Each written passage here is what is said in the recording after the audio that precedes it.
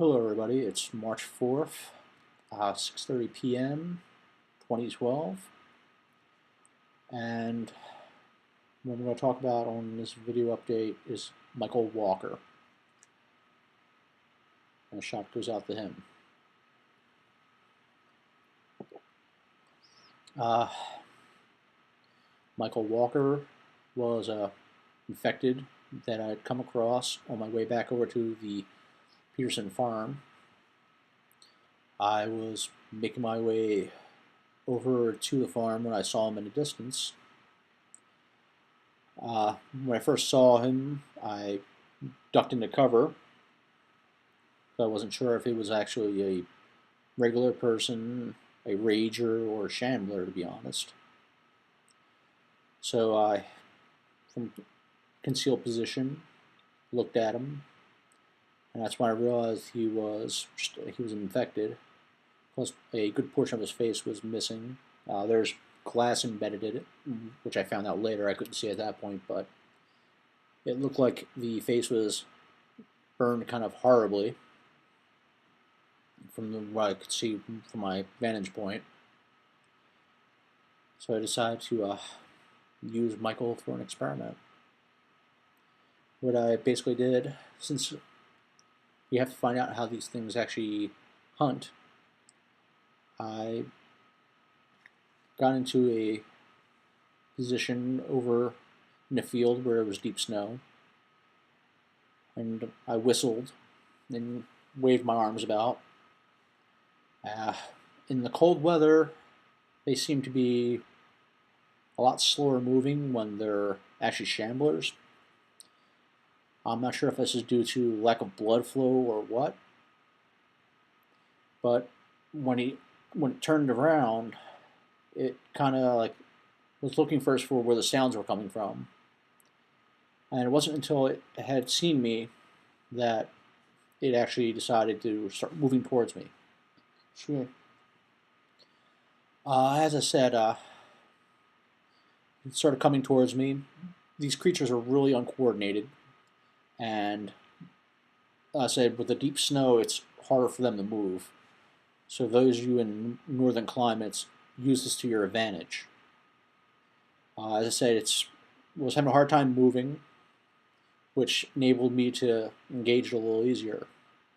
What I ended up doing was drawing it out to the deeper snow. I had snowshoes on, so I was having an easier time moving about. And once I got into almost just above the knee, where it was having a lot harder time moving, and it was stumbling, I waited for it to stumble and swung the bat, hit it in the back of the head, and knocked it down. And once I did that, a few well-placed blows to the back of the skull, finally stopped moving. That's when I carefully rolled him over, checked him for ID, and that's when I found his ID is Michael Walker. I don't know if Michael Walker had a family. I'm sure he had some loved ones and friends, but I'm hoping that whatever god he worships greets him as a friend now. And, I mean, I don't feel guilty that I've killed and infected. It's just still kind of hard to process, the fact that this was once a human being, and really should be more respect for our dead. I've seen videos popping up now where there's actually rednecks out there having a good old time shooting these creatures, but it's wrong. They were once people and part of a society, civilized society is the fact that we respect our dead and we honor them. And that's why I did that shot to Michael. And like I said, I don't want to reiterate that. I hope that whatever god he worships does greet him as a friend. So I hope this information about how they hunt gets out there and gets disseminated, because it's very important that we know how to engage these creatures and take them out as fast as possible. Because sooner or later they're going to overrun us if we keep playing these stupid games like they are in some of these locations.